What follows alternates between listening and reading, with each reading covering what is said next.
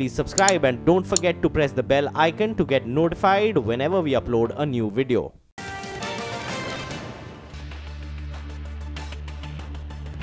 Hello and welcome to Halftime Report. 12 noon, we are halfway through the trading session and absolutely flat on the benchmark indices, so practically unchanged on the Nifty as we speak. The action and the pressure is in the broader market, so the Midcap index is down close to about 1% and fresh selling onslaught coming through on these broadband makers. So Hathway, Den Networks losing ground. Ever since Jio's launched, I think these companies have lost close to about 35–40% of their market capitalization, and even today they're down close to about 5 to 10 odd percent. Time, Nigel. Well, Rima, you know, it seems that at higher levels, that's at around 11,080 odd levels, we are seeing some kind of resistance. Even today, we went to around 11,070 odd, and from there we did a bit of a U-turn. Now, importantly, this week itself, you know, the last many weeks, I've never seen FIs being so bullish in the derivatives market. This week, they've added 50,000 contracts on the long side, and now they're net long on the index. They've also bought a lot of puts, but they've also written a lot of puts. So that's telling you that they look to defend maybe around the 10,900 level, because you just pull up the options data. Yes, we're seeing some selling pressure, but normally the smarter money will be writing the nearest possible strike. So at around the 11,000 put, we're seeing addition of around 10 lakh shares. The premiums at around 80 rupees. So in all probability, there'll be more writers out there telling you that they're looking to defend, lower levels at around 10,920 odd. Even the 10,900 put, that's seeing big addition. And that, in fact, has a premium of around 50 rupees. So 10,900, that's a level that the bulls will look to defend. On the upside as well, the 11,000 call, that's seeing a lot of addition. So you add the premium out there of around, of around 96 rupees, and that's telling you the 11,100 level on the upside should be a bit of a resistance. So just keep that in mind as well. And ICICI Bank, something's going on there for sure. From the beginning of this week, on this show itself, we have been highlighting, ICICI Bank, the total open interest built up. Let's pull up the total open interest. Normally, it's at around 7.5 to around 8 crore shares. Now, in fact, over the past week, it's moved from around 11 crore to around 12 crores to around 13 crores. And now it's in fact at around 13.5 crores. At one point of time, it even went to 14 crores. So there's massive open interest build up on ICICI Bank.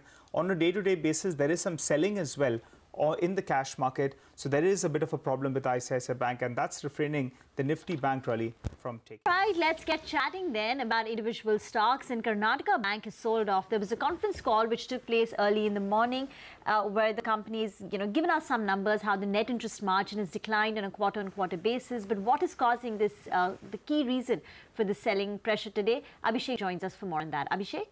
Well, Rima, just to begin with, let's highlight what are the key takeaways from the con call. The net interest margin is down to 3% versus 3.5% in the previous quarter.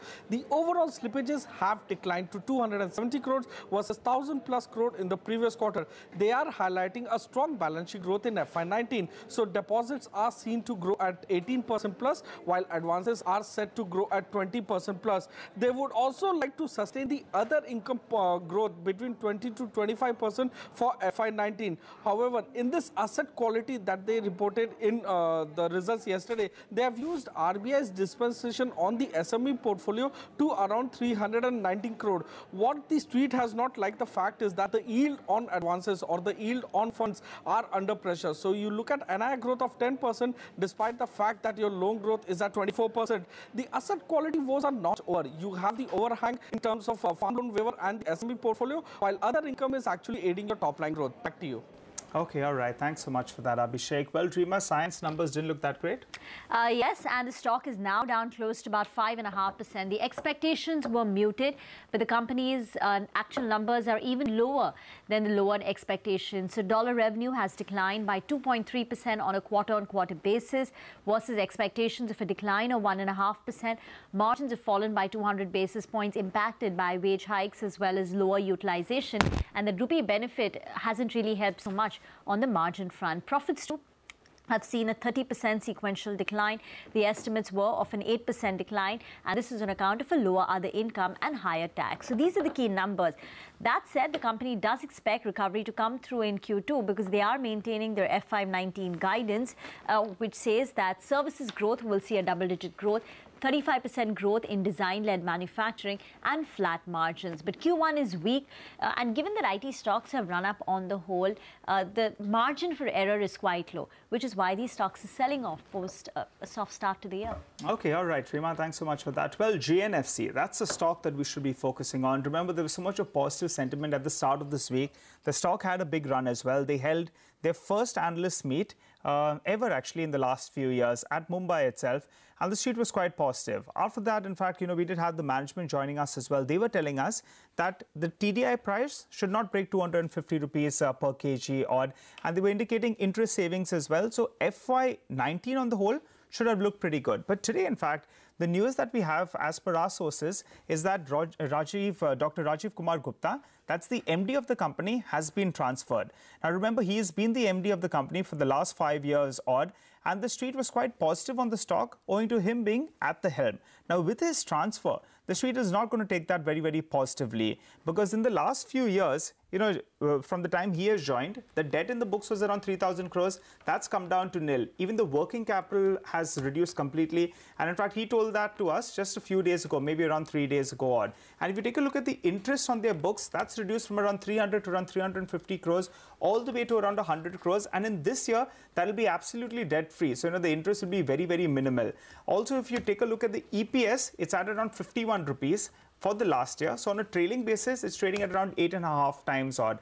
This news, it's not taken positively by the street, and that's why the stock is down nearly around 7.5%, because the perception was that he'll continue, and in fact, the changes that he had promised would come about as well. So it's come as a bit of a surprise that he's been transferred, and that explains why the stock is down close to around 7.5%. We're still waiting for official confirmation on the exchanges, but that's what we pick up as of now. But Rima, tell us about HCL Tech. The stock is under some pressure? Yes, it's under pressure. So one, bear in mind that the stock had already run up 6.5% in the first 4 trading days of the week.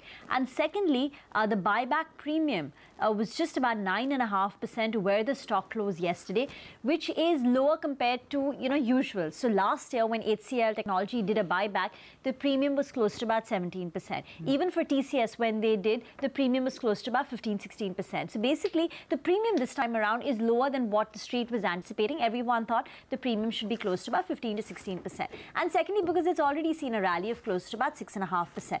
A quick run through the numbers, as you can see on your screen. Buyback size is 4,000 crores. The buyback price is going to be 1,100 rupees per share. Promoter holding stands at 60%. If the promoters participate, which is likely, the acceptance ratio is actually quite low at 2.6%. We expect them to participate because they participated last year. And secondly, if they didn't want to participate, perhaps they could have done a market buyback as well. The reason they're doing a tender buyback, I guess, is because the promoters want to participate. If they don't, then the acceptance ratio inches up to about 6.5%. Interesting one. Let's see whether or not the promoters participate on that one. But as of now, the street is working with that the promoters are going to go ahead and participate on that. But let's go across to Sapna. She's going to tell us what's going on IDBI and LIC. Sapna. Hi. So basically, as a follow-up to this transaction finally coming to a fruition, well, basically, what we are given to understand is that the LIC board is meeting on July 16, I suppose that's Monday. And most likely, they'll make this offer to IDBI Bank in terms of increasing LIC stake in the bank up to 51% or to 51% to be more precise. After that, it's going to be procedural in the sense that since the government is the majority promoter or rather shareholder in IDBI Bank, so as in terms of the process, IDBI Bank, after this offer from LIC, will seek the government's nod in terms of dilution of the promoter shareholding in the bank. So that's how the second stage of approvals will go through. And of course, last but not the least, post that, government is going to move the cabinet, finance ministry, basically, the Department of Financial Services, saying that, government, as per the finance minister's budget announcement of 2016, will bring down the majority stake in IDBI Bank. Promise to be looked. All right, Sapna, thank you very much for that. So watch out for the board meeting next week on Monday to discuss and finalize the modalities of the investment. JSPL under pressure, Nigel? Yeah, there was a PTI report actually today that said that the Delhi court has ordered framing additional charges of abatement of bribery against Naveen Jindal. Now, Naveen Jindal is the promoter of the company, and that explains why, in fact, the stock is down nearly around 5%, but it's recovered nearly around 3.5 to around 4% from the low point of the day, because the promoter-led issue, that's a bit of an overhang on the stock, but otherwise, business-wise, nothing really has changed. And in fact, this year should be a big turnaround for the company. They have capacities coming on stream as well, and that explains why the stock, after even reaching the 200-odd mark, it's seen a bit of a recovery from the low point of the day. So promoter issues and overhang, but otherwise business is fine for JSPL. But let's hop across to Anisha. Yesterday we were waiting for some positive commentary from HCC AGM. That didn't come about, Anisha. The stock is struggling. Well, yes, Nigel. The update is that there is no update, and that's the reason the stock is struggling. As you mentioned, the street was expecting that we will hear about some timeline or some resolution about Lavasa, but that did not come through. In fact, the management declined to give any timeline to the resolution of Lavasa. Remember, Lavasa has been a pain point for the company. The project was conceived in 2000, but since then it has hit a lot of regulatory and funding hurdles, and that's the reason that the project is still stalled. Now, we have been hearing the management talking about taking a lot of steps in order to manage the funding, as well as some foreign as well as domestic investors showing interest in the project. But the question has always been who will look at this particular project. The management did not really give out any further details regarding that.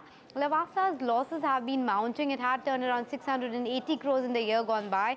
The debt itself of Lavasa right now is close to 6,500 to 7,000 odd crores, telling you how important it is for HCC really to find out a resolution for that. So the street is waiting by with bated breath to hear anything on that, but doesn't look like any update will come anytime soon. Back to you.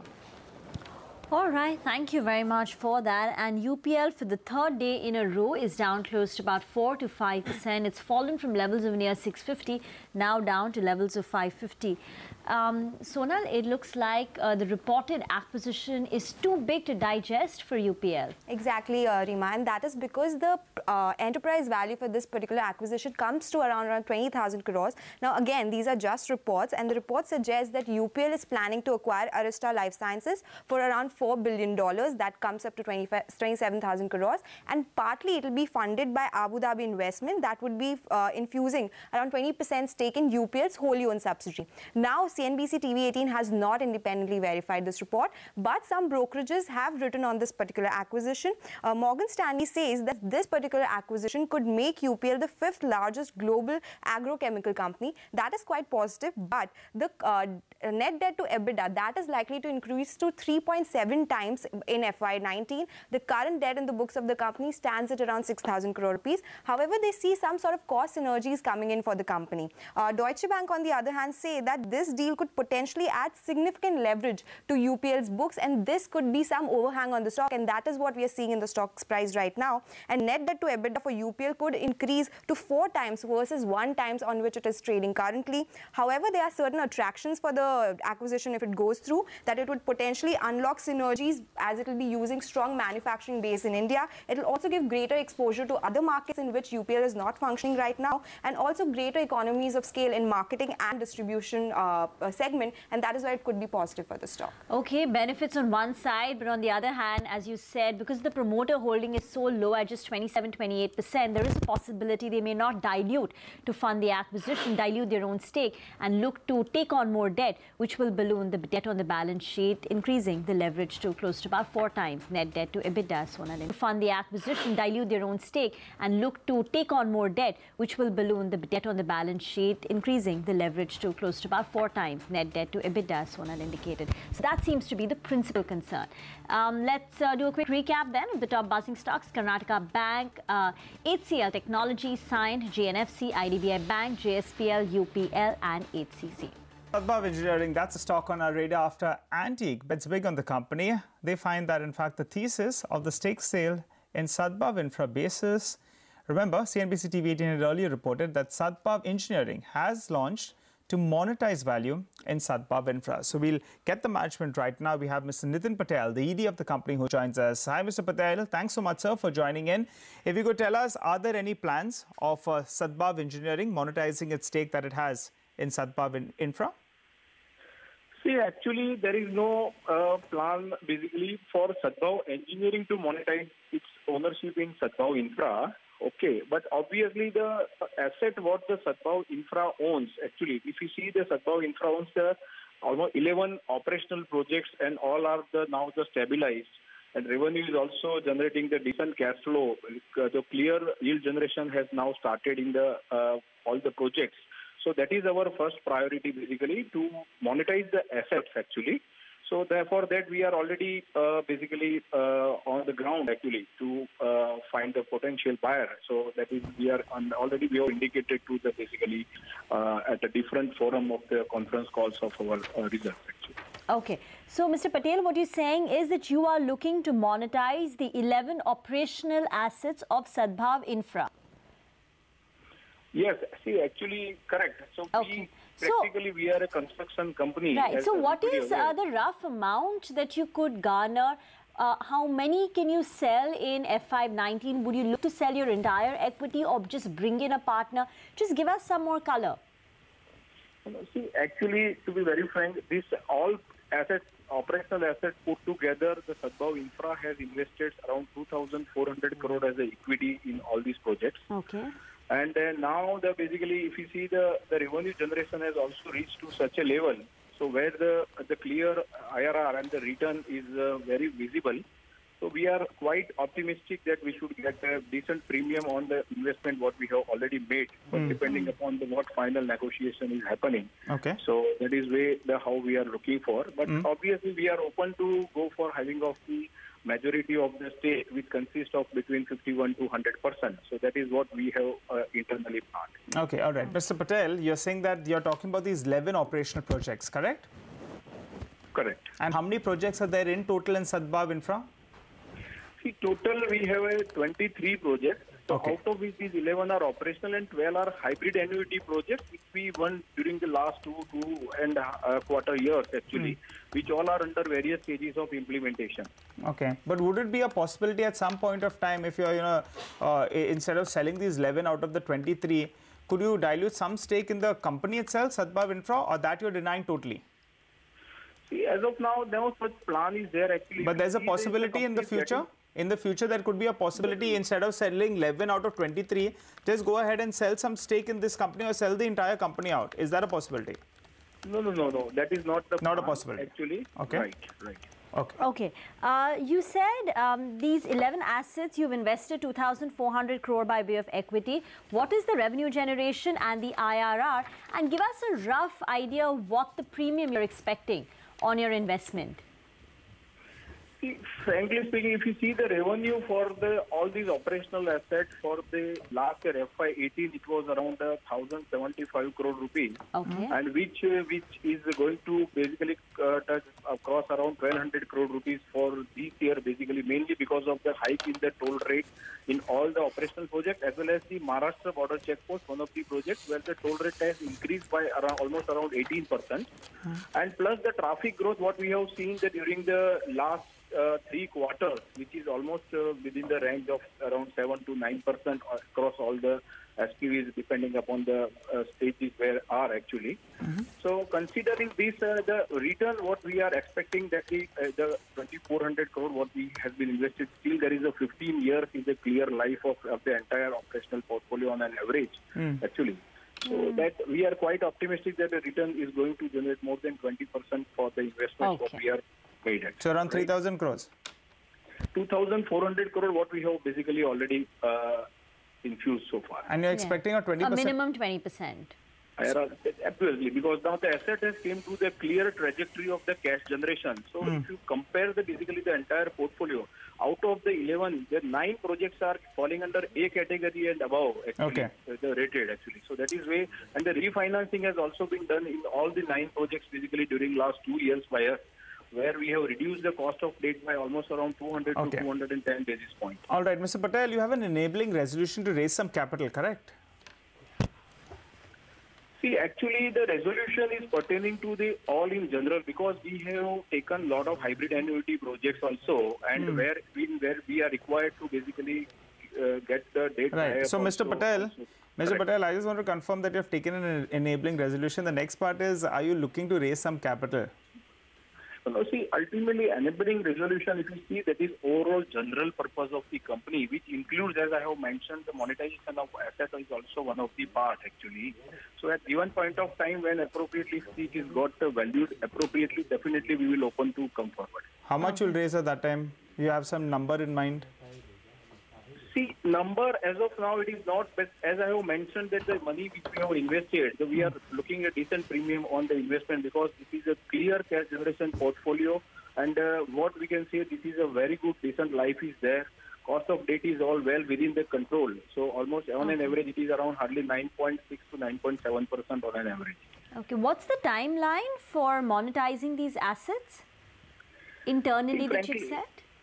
See, obviously it is a process actually, but obviously depending upon all the diligence and everything it is completing. But on a broader term, we are optimistic that we should basically complete within within the range of almost 9 to 12 months actually. All 11 should be sold in this financial year, that means?